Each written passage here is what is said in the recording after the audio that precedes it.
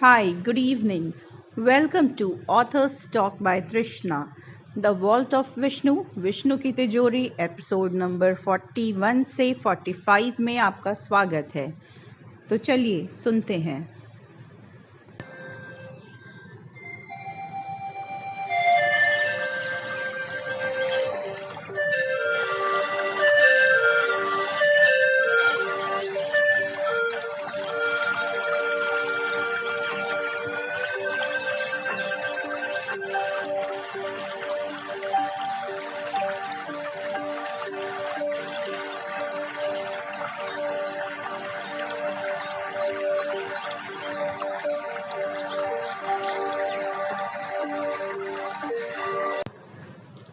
राव ने सावधानी से सिक्के को रुमाल से साफ किया और फिर वह चेन को गले में डाल लिया ताकि सिक्का उसकी छाती से चिपक जाए।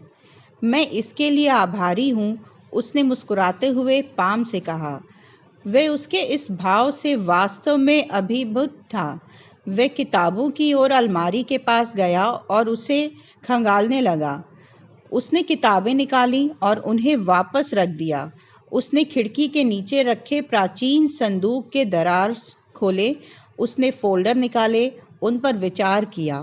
उसने फर्श पर पड़ा एक ट्रंक खोला। वे कुछ ऊंची किताबों की अलमारियों तक पहुंचे और पास में पड़ी एक कुर्सी पर खड़े हो गए। आखिरकार उसने खुशी से एक छोटी सी चीख मारी, क्योंकि उसे वह मिल गया था जिसकी उसे तलाश थी। ये मैरून कपड़े का बंडल था। सफ़ेद सूती जूतों के फीते कपड़े जगह पर रखे हुए थे, बिल्कुल भारतीय सरकारी विभागों में फाइलों की तरह। कपड़े पर धूल की एक पतली परत जम गई थी। उसने बंडल को ध्यान से खोला और एक पांडुलिपि दिखाई। पन्नों को एक तरफ से सिल दिया गया था। कवर पर कोई निशान नहीं था और उम्र के कारण वह पीला पड़ गया था। राव ने बिना कुछ कहे पांडुलिपि पाम को थमा दी। वह उसे पलट पलट कर देखने लगी। ये समझने की कोशिश कर रही थी कि बूढ़ा आदमी क्या कहना चाह रहा था। वह समझ नहीं पा रही थी कि पन्नों में क्या था, क्योंकि पैराग्राफ में मंदारिन और तमिल के बीच बारी बारी से बदलाव हो रहे थे और दोनों ही भाषाएं उसे नहीं आती थी। पाम हैरान थी। क्या उसे एहसास नहीं है कि ये दोनों भाषाएं मेरे लिए अजनबी हैं? मुझे आश्चर्य है कि क्या वह थोड़ा बूढ़ा हो गया है। क्या मैं आपसे यहाँ जो काम करने के लिए आई हूँ उसके बारे में कुछ सवाल पूछ सकती हूँ? उसने उससे पूछा। जब आप इस दस्तावेज को पढ़ लें तो मेरे पास वापस आएं। मुझे आपके द्वारा पूछे गए किसी भी प्रश्न का उत्तर देने में खुशी होगी, लेकिन इससे पहले कि आप पहले प्रयास करें, इसके अलावा कृपया ऑडियो कवि दीना कृष्णदास द्वारा रचित रस विनोद नामक कृति पढ़ें। जब तक आप इन दोनों दस्तावेजों को पढ़ना समाप्त करेंगे तब तक आपके कई प्रश्नों के उत्तर मिल चुके होंगे। इसे उस देखभाल और सम्मान के साथ संभालें जिसका ये हकदार है। मैं इसे आपके साथ साझा करने के लिए केवल इसलिए तैयार हूँ क्योंकि आप मेरे प्रिय मित्र की बेटी हैं। पाम जानती थी कि राव के आदेश के अनुसार काम करने के अलावा उसके पास कोई विकल्प नहीं था। उसे अनुवादक की सहायता की आवश्यकता होगी। क्या जया के पास ये काम करने के लिए रॉ के सभी संसाधन नहीं होंगे? राव से मिलने वाला कोई भी इनपुट कीमती होता है और उसे खोया नहीं जा सकता। उसने दस्तावेज को अपनी बांह के नीचे दबा लिया, बूढ़े आदमी को धन्यवाद दिया और बाहर निकल गई। जब वह जा रही थी तो उसने राव की मेज पर एक छोटी सी मूर्ति देखी। इसमें 3 बुद्धिमान बंदरों को दर्शाया गया था। बुराई ना देखें, बुरा ना सुने और बुरा ना बोलें के सिद्धांत का प्रतिनिधित्व करते थे। जब उसने इसके बारे में पूछा तो राव ने बताया कि ये 3 आकृतियां जापान से थीं। ये विचार 17वीं शताब्दी में निक्को में तोशुगु मंदिर के दरवाजे पर की गई नक्काशी से लोकप्रिय हुआ था, लेकिन ये चीन के कन्फ्यूशियस के आचार संहिता से प्रेरित था। मेरे पास उनमें से प्रत्येक के लिए नाम भी हैं, बोक, बखैंग और क्रोम। इसके बारे में सोचो। सच्ची शक्ति 3 बंदरों की संहिता का पालन करने से आती है और भारत में हमने हमेशा थेसस प्रजाति को पवित्र माना है। अनु पाम के साथ बाहर गई। मुझे उम्मीद है कि आपको मेरे पिता के शुरू में बेबाक तरीके से बुरा नहीं लगा होगा। अप्पा को अभी भी सरकार द्वारा उनके साथ किए गए व्यवहार से दुख हो रहा है। उन्होंने बिना कोई कारण बताए उनके जीवन भर के काम को अचानक खत्म कर दिया। उन्हें लगा कि देश को चलाने के बजाय बर्बाद करने वाली शक्तियों ने उनके साथ विश्वासघात किया है, लेकिन मुझे पता था कि उन्हें आपके पिता वाकई पसंद थे, इसलिए मुझे पूरा यकीन है कि वो आपकी मदद करेंगे। मैं समझती हूँ, पाम ने उत्तर दिया। उसे मुझसे मिलने के लिए मनाने के लिए धन्यवाद। मैं जानती हूँ तुमने मेरे लिए जान जोखिम में डाली। बहुत बहुत धन्यवाद। अंतर्ज्ञान और भाग्यशाली अनुमान का संयोजन। पल्लव सिक्कों आपको का पाउच आपकी जेब से गिर गया। इसे वापस रखते समय मैंने आपके पहचान पत्र पर आपके नाम का आखिरी हिस्सा पढ़ा। ये एक संयोग था। अनु मुस्काई। पाम ने प्रशंसापूर्वक कहा, आप अपनी उम्र के हिसाब से आश्चर्यजनक रूप से फिट और युवा हैं। मैंने कभी नहीं सोचा था कि आप 65 साल की हैं और 40 से एक दिन भी ज़्यादा नहीं दिखती। तुम्हें मेरी उम्र कैसे मालूम? अनु ने चतुराई से पूछा। पाम ने अपनी जीभ काट ली। उसने अनजाने में ही अपनी ज़रूरत से ज़्यादा बता दिया था। देव ही रहा होगा, अनु ने सोच समझ कर कहा। कोई बात नहीं, तुम्हें किसी बात की पुष्टि या खंडन करने की ज़रूरत नहीं है। देव को भी नौकरशाही से बाहर कर दिया गया था और पिता की पहल को बदनाम करने के लिए उसका कुटिल इस्तेमाल किया गया था, लेकिन इससे ये तथ्य कम नहीं होता कि वह मेरे पिता की परवाह करता है और ये कि मैं भी कभी उसकी परवाह करती थी। बहुत समय पहले, इससे पहले कि उसने अप्पा को धोखा दिया, किस तरह से उन्होंने आपके पिता के काम को बदनाम किया? पाम ने पूछा। चलो वहाँ नहीं जाते। ऐसा लग रहा था जैसे कोई अदृश्य हाथ देव को नियंत्रित कर रहा है। एक असहज विराम था, लेकिन गंभीरता से पाम ने विषय बदलते हुए कहा, आपकी जवानी का रहस्य क्या है? मेरे पिता का प्रशिक्षण। मैं आने वाले पुरुषों के लिए ड्रिल सर्जेंट हुआ करती थी। वे मुझे एक आम महिला की तरह ही समझते थे, लेकिन जब मैं उन्हें लड़ाई में आसानी से ज़मीन पर गिरा देती थी तो वे हमेशा हैरान रह जाते थे। हम महिलाओं को हमेशा अपने पुरुष समकक्षों से बेहतर साबित होने के लिए बहुत मेहनत करनी पड़ती है। पाम ने सिर हिलाया। अनु के साथ सहानुभूति रखना आसान था। वह दोनों दृढ़ इच्छा शक्ति वाली महिलाएं थीं जिन्होंने संघर्ष किया था, अपने अपने पदों के लिए कड़ी मेहनत की। पाम ने भी महिलाओं के प्रति अरुचि और पुरुष प्रधान सुरक्षा व्यवस्था के खिलाफ लड़ाई लड़ी थी ताकि वह अपनी जगह पर पहुंच सके। पाम ने अनु से विदा ली और अपने हाथ बाहर की तरफ करते हुए उसे अलविदा कहा। अनु घर के अंदर वापस चली गई। पिता और बेटी एक दूसरे से चिपक गए। चुपके से देखा। तुमने उसे क्यों नहीं बताया, अप्पा? अनु ने पूछा। उसे पता होना चाहिए था, उसकी अपनी जान भी खतरे में पड़ सकती है। मैं उसे क्यों बताऊं कि मेरे पूर्वज मूर्ख थे, राव ने उत्तर दिया, और मैं उसे उसकी अनुपस्थिति के बारे में कैसे बताऊं? तुम चाहती हो कि मैं उसे बताऊं कि मैं कमज़ोर था और दबाव में आ गया था। राव ने पानी का घूंट लिया, अपनी मेज़ पर बैठ गया, खिड़की से बाहर देखने लगा।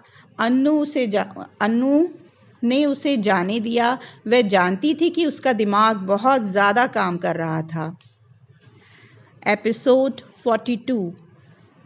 पाम उसी दिन शाम की फ्लाइट से दिल्ली लौटी। लैंड करते ही उसने रॉ में अपनी संपर्क सूत्र जया को फ़ोन किया। जया को तब से ही फ़ोन आने का इंतज़ार था, जब से उसके बॉस वीटी ने उसे पाम को हर संभव सहायता देने का अनुरोध किया था। पाम सीधे हवाई अड्डे से डीआरडीओ कार्यालय चली गई। उसने जया से 8 बजे मिलने का फैसला किया। उसने अपने एक्सेस कार्ड का इस्तेमाल करके अपने कक्ष में प्रवेश किया, अपनी डेस्क पर बैठी और अपनी चाबी से दराज खोली। उसके अंदर कई परियोजनाओं और मामलों से संबंधित नोटपैड, फाइलें और यूएसबी ड्राइव थे, लेकिन कुछ अजीब लगा। वे हमेशा फाइलों को नोटपैड के नीचे और यूएसबी ड्राइव को दाएं कोने में रखती थी। व्यवस्था बदल गई थी। वह अपने घुटनों के बल बैठ गई और दराज पर लगे ताले की जांच करने लगी। अपने फ़ोन की फ्लैशलाइट का इस्तेमाल करके बोल्ट को करीब से देखने लगी। निश्चित रूप से उस पर खरोंच के निशान थे। ये दर्शाता है कि ताला तोड़ा गया था। मेरा सामान किसने चुराया? वह सोच रही थी। उसने खाली कार्यालय के चारों ओर देखा। क्या मैं निगरानी में हूँ? हालांकि कुछ भी गायब नहीं हुआ था। जया के पहुंचने तक डीआरडीओ खाली हो चुका था। भारतीय नौकरशाह काम पर जल्दी पहुंचने के लिए मशहूर हैं। हीटिंग बंद कर दी गई थी। पाम ने खुद को शॉल से ढक रखा था। उसने कैंटीन द्वारा दी गई थर्मस फ्लास्क से चाय के 3 कप निकाले और 1 कप जया को दिया। उसने उसे कृतज्ञतापूर्वक स्वीकार कर लिया। पाम ने बिना समय बर्बाद किए मुद्दे पर बात शुरू कर दी। मुझे ये दस्तावेज दिया गया है। ये ऐसी भाषाओं में है जिन्हें मैं समझ नहीं सकती। क्या आप मेरी मदद कर सकती हैं? जया ने पढ़ने का चश्मा लगाते हुए कहा, चलो देखते हैं। उसने पाम से बाउंड पेपर लिए और पढ़ना शुरू कर दिया। पढ़ते समय उसके हाथ गले में लटके लॉकेट से खेल रहे थे। ये तुम्हें किसने दिया? उसने पन्ने पलटते हुए पूछा। एक पुराना दोस्त, पाम ने अस्पष्ट रूप से उत्तर दिया। वह राव के साथ अपनी मुलाकात के बारे में किसी और के साथ जानकारी साझा करने में सहज महसूस नहीं करती थी। कम से कम अभी तक तो नहीं। जया ने इसे बुरा नहीं माना। उसके काम में गुप्त रहना सामान्य बात थी। जया के होठों पर हल्की मुस्कान थी और वह पढ़ती जा रही थी। जब तक वह कुछ पन्ने पढ़ती, वह हंसने लगी। इस पांडुलिपि में 16वीं सदी का एक चीनी क्लासिक है, उसने समझाया। इसका नाम है जर्नी टू द वेस्ट और इसे पहली बार मिंग राजवंश के समय में छापा गया था। इस उपन्यास को आम तौर पर वू चैंगियन नाम लेखक का माना जाता है।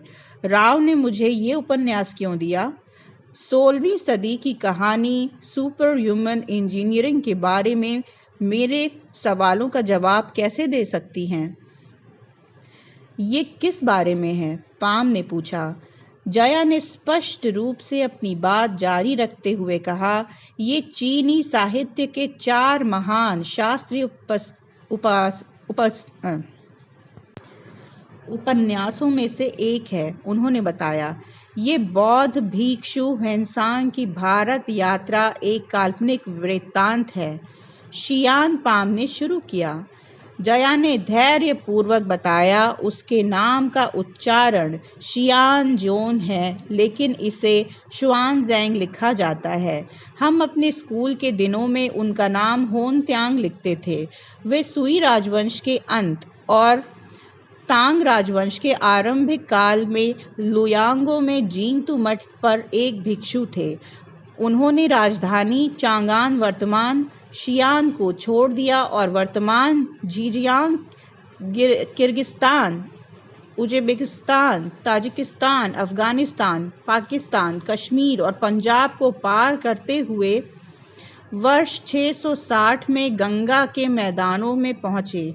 वे 13 वर्षों तक भारतीय उपद्वीप में रहे, नालंदा में अध्ययन किया और वर्ष 646 में कई खजानों और बौद्ध ग्रंथों के साथ चांगान लौटने से पहले देश भर की यात्रा की। तो ये उपन्यास उसी यात्रा का वृत्तांत है।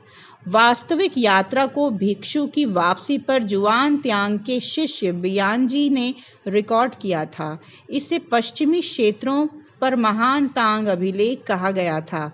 आपको दिया गया ये विशेष उपन्यास उस यात्रा से प्रेरित है, लेकिन वास्तव में इसका विवरण नहीं है। ये एक साहसिक कार्य है, एक कॉमेडी, एक दृष्टांत, एक लोक कथा और एक पौराणिक कथा, सभी एक साथ। और किसी भी मामले में उपन्यास का मुख्य पात्र जुआन त्सांग नहीं है। तो कौन? एक बंदर जो जुआनजांग के साथ है, उसका नाम सन वुकोंग है। झूबाजी नामक एक सुअर और शाह वुजिंग नामक एक रेत दानव भी है। टीम 81 परीक्षणों से गुजरती है, लेकिन अंत में पवित्र दस्तावेजों को वापस लाने के लिए अपने मिशन में सफल होती है। पाम ने सोचा, बंदरों को क्या हो गया है? वे तो हर जगह दिखाई देते रहते हैं। जया ने पाम को बताया कि कहानी को मंदारिन और तमिल में समानांतर रूप से प्रस्तुत किया गया है। अच्छी बात यह है कि मुझे इसे आपके लिए अनुवाद करने की बिल्कुल भी ज़रूरत नहीं है। विभिन्न अवधियों से कई मौजूदा अंग्रेजी अनुवाद हैं। सटीक रूप से कहें तो 1942 से 1977 और 1982 में इनमें से एक कैसे प्राप्त कर सकती हूँ? पाम ने पूछा। मैं आपके लिए एक स्रोत ढूंढती हूँ। आर्थर वैली का अनुवाद मंकी पश्चिमी दुनिया में लोकप्रिय है। मैं आपको एक PDF ईमेल करूंगी। इस बीच मैं इस दस्तावेज की एक फोटोकॉपी ले लूंगी ताकि ये सुनिश्चित कर सकूं कि सामग्री उसी अनुवाद के रूप है जो मैं आपको दे रही हूँ। हालांकि समीक्षा करने में मुझे कुछ दिन लग सकते हैं। पाम ने बैठक खत्म होने का संकेत देते हुए खड़े हो गई, लेकिन जया बैठी रही। उन्होंने कहा, मेरा सुझाव है कि आप इस दस्तावेज को किसी और के साथ साझा ना करें। क्यों? पाम ने पूछा। यदि ये उपन्यास पहले से ही सार्वजनिक डोमेन में है तो इसे साझा करने में समस्या क्यों होनी चाहिए? जब तक हम पूरे दस्तावेज को नहीं पढ़ लेते, हम ये सुनिश्चित नहीं कर सकते कि पूरी तरह से वही है। इसके अलावा तमिल पंक्तियां हैं जो पाठ का सटीक अनुवाद हो भी सकती हैं और नहीं भी। इसके अलावा बहुत कुछ है। हाँ, पाम ने उत्सुकता से पूछा। जया ने कहा, इसके अलावा ये भी संभव है कि दोनों भाषाओं में से किसी एक या दोनों में से कुछ पंक्तियां एक कोण का निर्माण करती हूँ। हमें अपने क्रिस्टलिस्ट से इसकी जांच करनी होगी। देखना चाहिए कि क्या इनमें से कोई छिपा हुआ अर्थ है जो बारीकी से जांच करने पर सामने आ सकता है। तब तक ये बेहतर है कि ये हम दोनों के ही बीच रहे। डैंगफेंग काउंटी में प्रशिक्षण सुविधा से 2 वरिष्ठ गुरु मंदिर की ओर बढ़े। वे आम तौर पर प्रशिक्षण केंद्रों से बाहर नहीं निकलते थे, लेकिन निर्देश स्पष्ट थे और मंदिर में जाना जरूरी था। घुमावदार रास्ता पथरीला और खड़ी चढ़ाई वाला था। एक भी गलत कदम कई 100 फीट नीचे खड़ी गिरावट का मतलब था, लेकिन भिक्षु इस मार्ग से कई बार चले थे। एक बार जब दोनों व्यक्ति शाओलिन के द्वार पर पहुंचे तो वे पूरी तरह से मौन होकर छाया गुफा की ओर चल पड़े। अधिकांश प्राचीन स्मारकों की तरह शाओलिन मंदिर में भी गुप्त कमरे, मार्ग और निकास थे। न केवल पर्यटक बल्कि शिक्षक और छात्र भी इसके लेआउट के बारे में पूरी तरह से नहीं जानते थे। कई जगह छिपी हुई थीं, जो जिज्ञासु आंखों से बहुत दूर थी। शाओलिन वास्तव में आंखों से कहीं ज़्यादा बड़ा था। इसके कई रहस्यों में से एक कमरा था जिसमें केवल छाया दीवार के माध्यम से ही पहुंचा जा सकता था। इस विशेष दीवार का एक महत्वपूर्ण इतिहास था और ये शाओलिन के अस्तित्व का अभिन्न अंग थी। शाओलिन की उत्पत्ति का पता एक भिक्षु से लगाया जा सकता है जो वर्ष 495 में सम्राट शियाओविन के दरबार में आया था। उसने माउंट सॉन्ग पर मंदिर बनाने के लिए भूमि का अनुदान दिया गया था। अनुवाद के परिणाम स्वरूप शाओलिन की स्थापना हुई, लेकिन 30 साल बाद एक भिक्षु पश्चिम में दूर देश से मंदिर पहुंचा और प्रवेश के लिए कहा। उसने दावा किया कि उसे योगिक ध्यान की गहरी समझ है, एक अभ्यास जो सदियों बाद दुनिया भर में जैन बौद्ध धर्म के रूप में जाना जाएगा। शाओलिन के मठाधीश फेंग चांग ने उसे प्रवेश देने से मना कर दिया। भिक्षु ने किताब में मौजूद हर तरकीब आजमाई, लेकिन कोई फायदा नहीं हुआ। वह जिद्दी साधु मंदिर के पास एक गुफा में चला गया। वह अगले कुछ दिनों तक वहीं रहा। 9 साल तक वे एक बार भी प्रवेश या ताज़ी हवा के लिए बाहर नहीं निकले। वे गुफा की ओर मुंह करके गहन ध्यान में लंबे समय तक बैठे रहे। इसका परिणाम ये हुआ कि उनकी छाया दीवार पर अंकित हो गई। इसे छाया दीवार के रूप में जाना जाता है। अंत में मठाधीश के पास शाओलिन में प्रवेश देने के अलावा कोई विकल्प नहीं बचा था।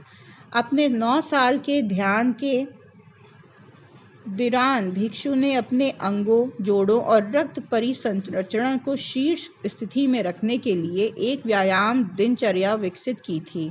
उनके वर्कआउट का उद्देश्य गहन ध्यान के अपने मंत्रों के दौरान लंबे समय तक शारीरिक निष्क्रियता को बेअसर करना था। उन्होंने इस शारीरिक वर्कआउट को युद्ध की चालों के साथ जोड़ा जो वे अपने साथ अपनी मातृभूमि से लाए थे। साथ ही एक हर्बल औषधि भी थी। एक बार जब उन्हें शाओलिन ब्रदरहुड में स्वीकार कर लिया गया तो ये अभ्यास मंदिर में आम चलन बन गया और कुंफू में विकसित हुए, जो कि शाओलिन की मार्शल आर्ट बन गई।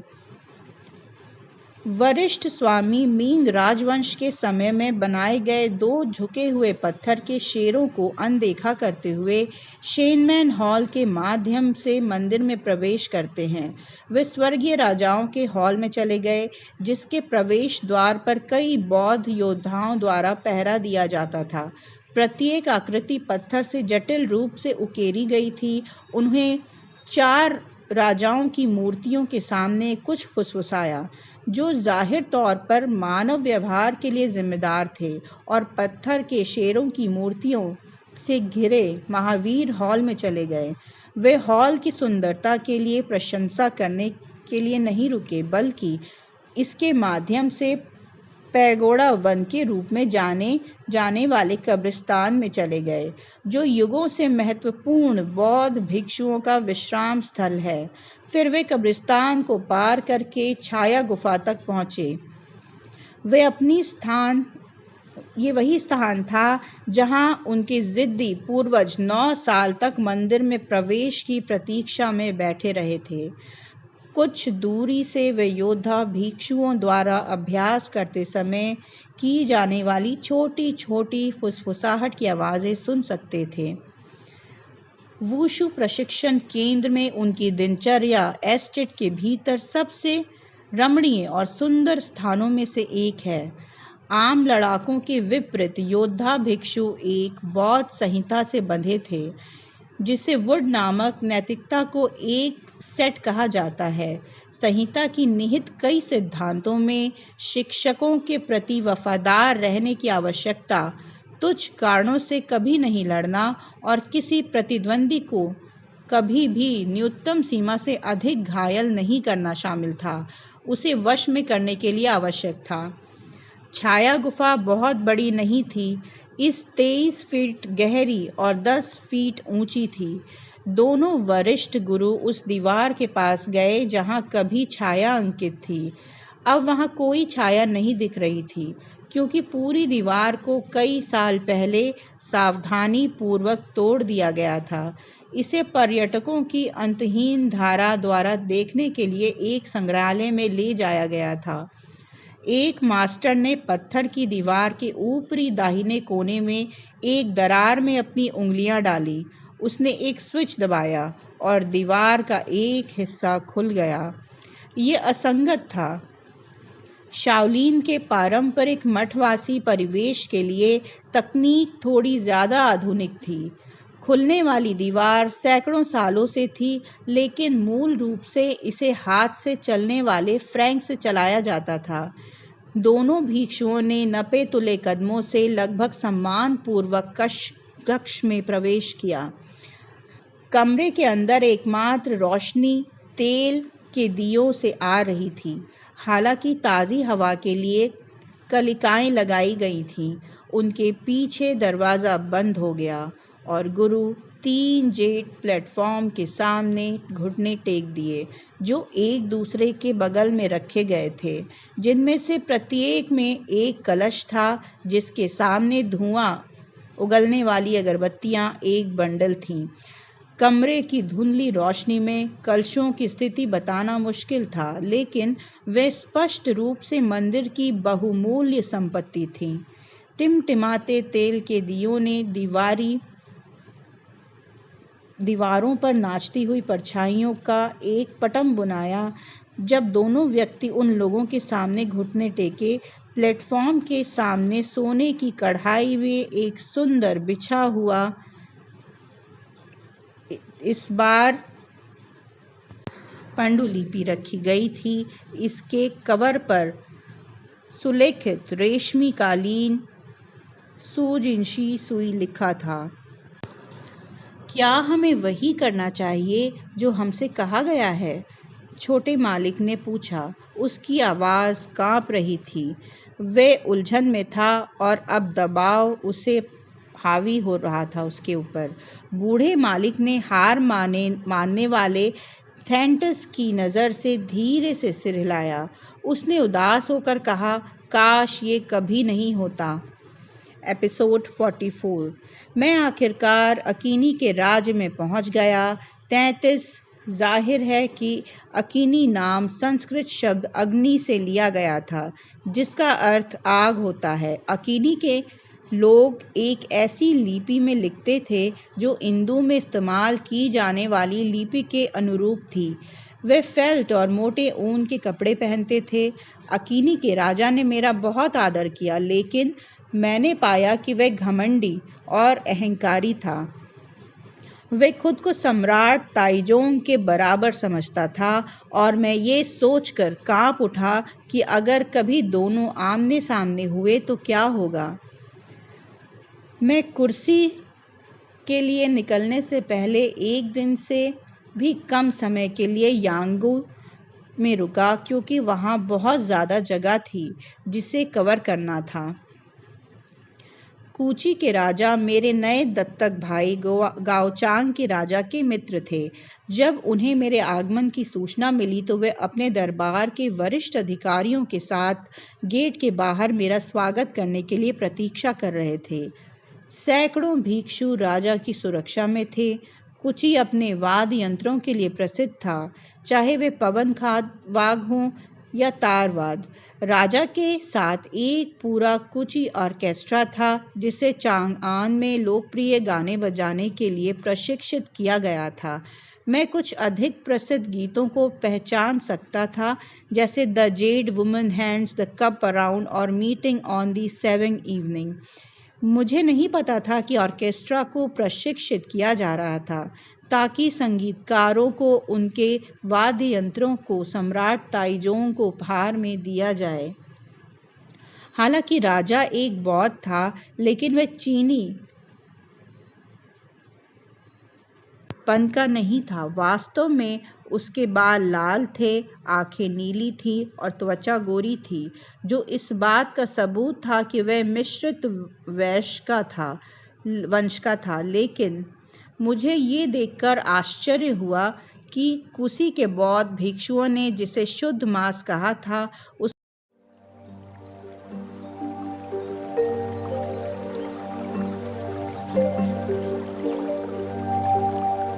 उसका सेवन किया।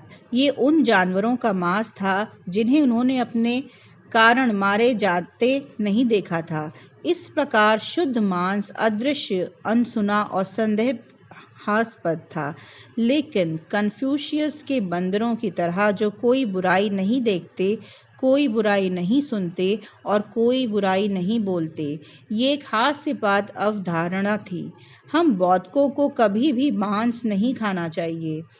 कुशी के राजा ने इस क्षेत्र के सबसे समृद्ध राज्यों में से एक की देखरेख की। वे एक सुनहरे सिंहासन पर बैठा था और उसके सिर पर एक सुंदर पगड़ी थी जिसमें एक लंबा साश लटका हुआ था। कुशी ने अनार, अंगूर, नाशपाती, बेर, आड़ू और खुबानी के साथ साथ सोना, चांदी, तांबा, लोहा, सीसा और टीन का उत्पादन किया। ये राज्य अपने महान कलाकारों, मूर्तिकारों, संगीतकारों और लेखकों के लिए जाना जाता था।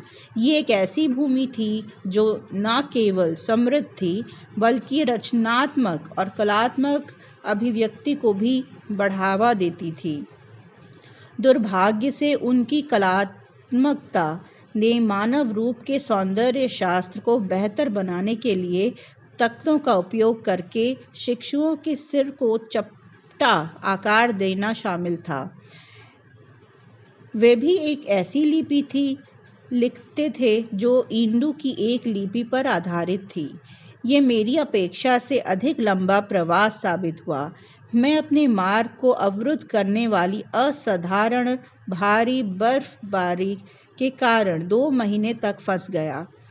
मैंने अपने समय का कुशलतापूर्वक उपयोग किया क्योंकि राज्य में 12 मठ और 5,000 से अधिक भिक्षु थे।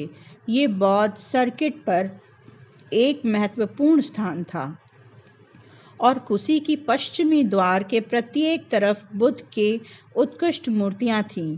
मेरी यात्रा एक महान उत्सव के साथ हुई जिसमें मठों ने संगीत के साथ बुद्ध की अलंकृत मूर्तियों और छवियों के जुलूस निकाले। मुझे कुछ उपदेश देने के लिए आमंत्रित किया गया था जो मैंने स्वेच्छा से किया। कुशी के नागरिकों ने मेरा स्वागत किया और मैं उनकी संगति में कुछ अतिरिक्त दिन बिताकर खुश था। कुची बौद्ध धर्म के एक पुराने रूप का पालन करते थे जिसे हिनाया के नाम से जाना जाता था। दूसरी ओर मेरी पढ़ाई महायान में हुई थी जो कि नया वाहन था। अपने एक प्रवचन के दौरान मैंने श्रोताओं को याद दिलाया कि कुची हीनयान और महायान के बीच एक महत्वपूर्ण कड़ी थी। महायान ग्रंथों के सबसे महान अनुवादकों में से एक कवारजीव कुची से थे और उन्होंने इस प्रयास के लिए अनुवादकों की एक टीम की देखरेख करते हुए चांगान में 10 साल बिताए। मैंने उन्हें बताया कि ये सुनकर मेरे श्रोता उत्साहित हो गए और इस अल्पज्ञात तथ्य के सामने आने के बाद उन्होंने मेरी बातों को और अधिक दिलचस्पी से सुना। कुशी के पश्चिम में कोंगलिंग था, वे पठार जहां कुनलुन शान और स्वर्गीय पर्वत मिलते थे।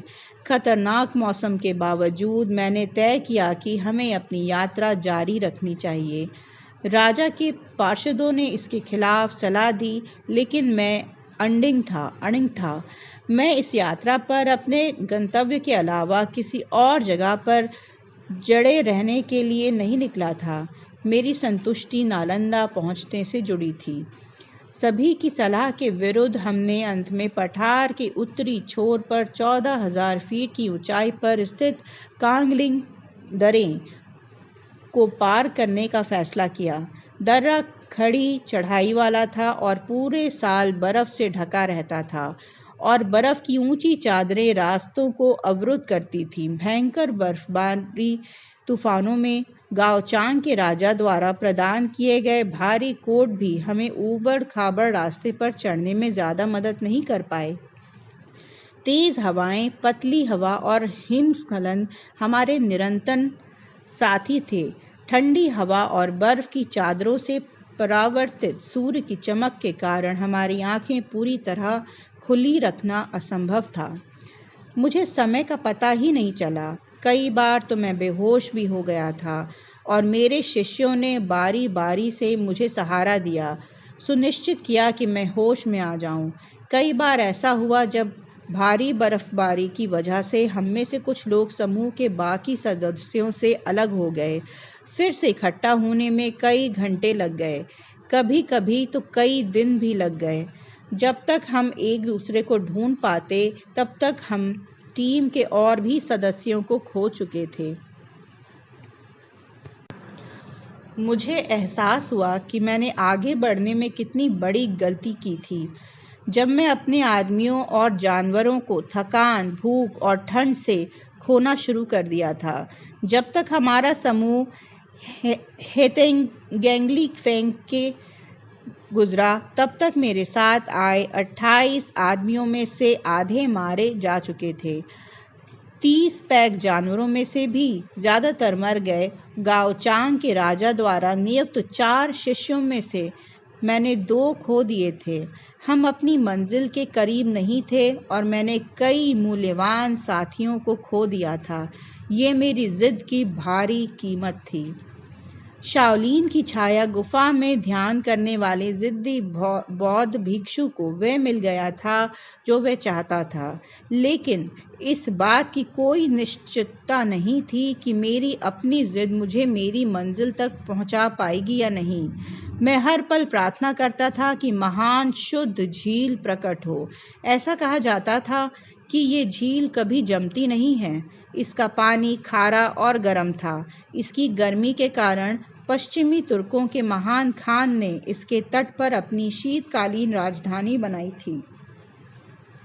हर साल अपने पूरे दल के साथ चेशी से अपनी ग्रीष्मकालीन राजधानी स्थानांतरित कर लेते थे। रेगिस्तान में मुझे गर्मी से भ्रम होता था, अब मुझे ठंड से भ्रम हो रहा था। कभी कभी मैं ये सोचना बंद नहीं कर पाता था कि मेरा भरा हुआ पेट और गर्म बिस्तर कितना अच्छा लगता था। ऐसे विचारों के बाद जल्दी ही अपराध बोध पैदा हो जाएगा। आखिर एक बौद्ध के रूप में क्या मुझे सुख और दुख से अप्रभावित नहीं रहना चाहिए? एपिसोड 45। कांचीपुरम में सुबह के समय शांति थी। भोर होने में अभी भी 1 घंटा बाकी था। हल्की हवा में धूप बत्ती की खुशबू फैल रही थी। दूर दूर तक कई मंदिरों से सुबह के मंत्रोच्चार शुरू हो चुके थे। डॉक्टर राजा राव की झोपड़ी से कुछ ही मिनट की दूरी पर नदी को छूती निजी गली में एक झोपड़ी थी।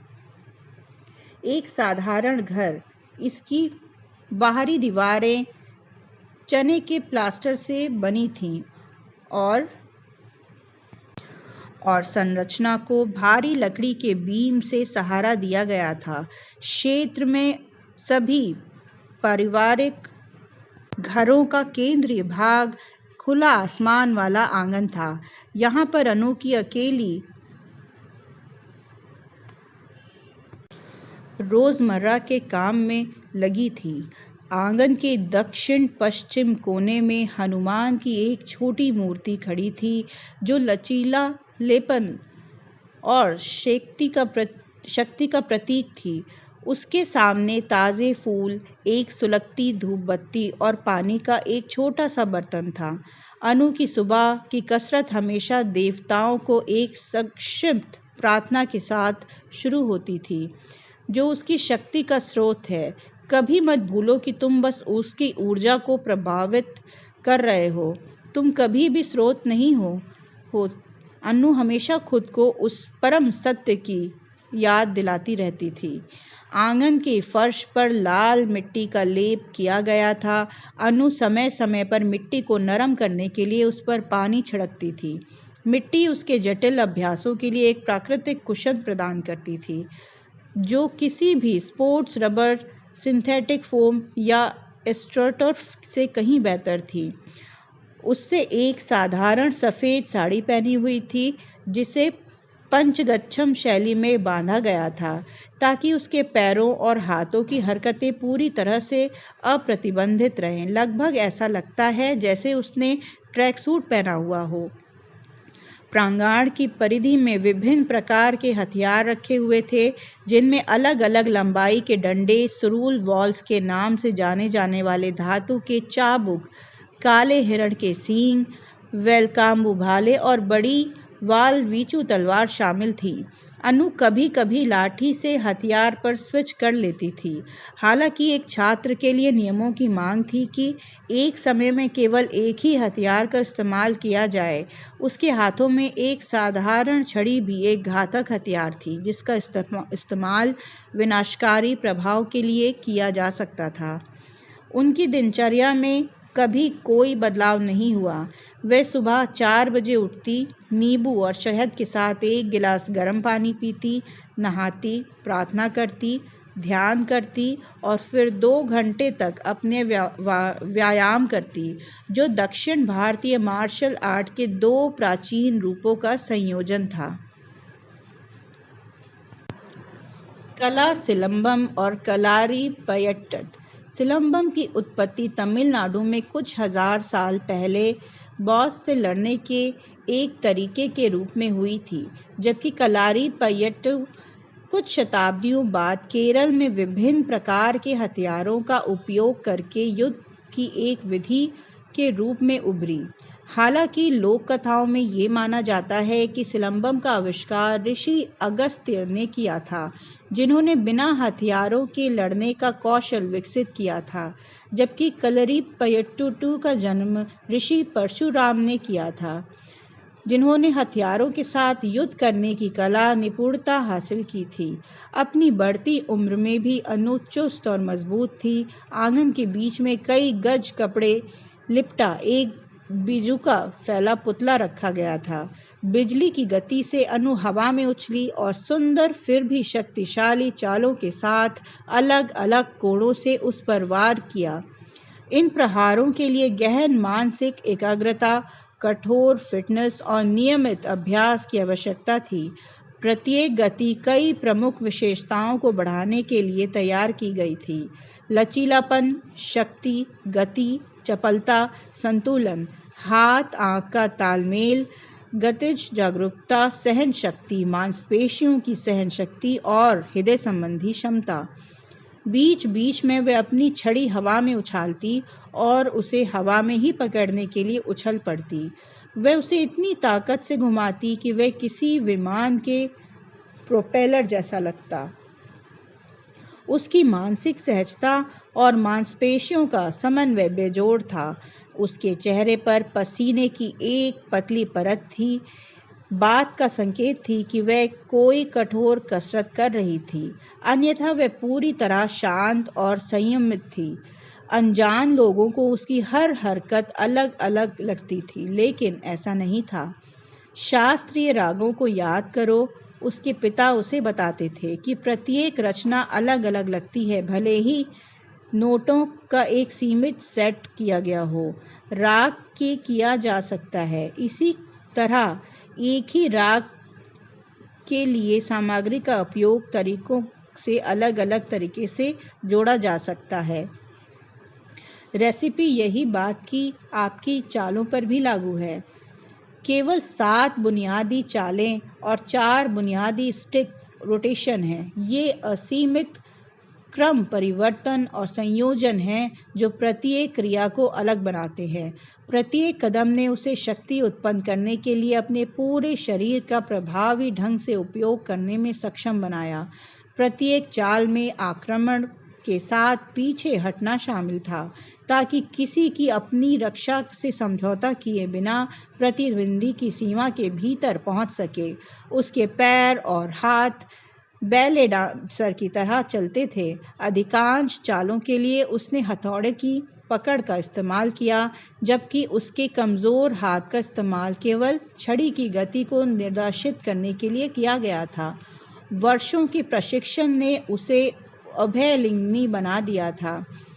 और प्रमुख हाथ को अधिक निष्क्रिय हाथ से अलग करना मुश्किल था। प्रत्येक प्रहार उसकी कलाई से गति और उसके पूरे शरीर से शक्ति प्राप्त करता था। उसके हमले डमी के बहुत ही खास बिंदुओं पर लक्षित थे। प्राचीन चिकित्सक सुश्रुत ने अपने ग्रंथ सुश्रुत संहिता में मानव शरीर के 107 महत्वपूर्ण बिंदुओं की पहचान और उनका वर्णन किया था। इनमें से 64 बिंदुओं को घातक माना जाता है। अगर मुट्ठी, छड़ी या किसी अन्य हथियार से मारा जाए। अनु ने न केवल सभी बिंदुओं को जानती थी, बल्कि उसने आयुर्वेद और उजीचील का भी अध्ययन किया था, जो चिकित्सा और मालिश के प्राचीन हर्बल उपचार हैं। उसने एक बेहद अनुशासित जीवन जिया, शराब पीने, धूम्रपान करने और मांस खाने से परहेज किया। दैनिक ध्यान ने उसके दिमाग को सबसे कठिन परिस्थितियों में भी शांत रहने के लिए प्रशिक्षित किया था। उसने अपनी दिनचर्या को एक छोटी प्रार्थना के साथ समाप्त किया, जिसमें उसने हनुमान के उसकी शक्ति के लिए धन्यवाद दिया। पड़ोसी घर की छत पर बैठा एक मोटा आदमी उसे ध्यान से देख रहा था। उसने उसके घर के पास वाले घर को किराए पर लेने के लिए मोटी रकम चुकाई थी। अनु ने एक मंजिला घर के विपरीत बगल वाला घर 2 मंजिल ऊंचा था और छत से अनु के आंगन का नज़ारा दिखता था। उसे पता नहीं था कि वह आदमी हफ्तों से उस पर नज़र रख रहा था, तस्वीरें ले रहा था, समय और दिनचर्या नोट कर रहा था और उसकी हर हरकत पर नज़र रख रहा था। जब आप इस दस्तावेज को पढ़ लें तो मेरे पास वापस आएं। तो आज के लिए बस इतना ही। कल फिर मिलेंगे नए एपिसोड्स के साथ। तब तक के लिए बहुत बहुत शुक्रिया, धन्यवाद।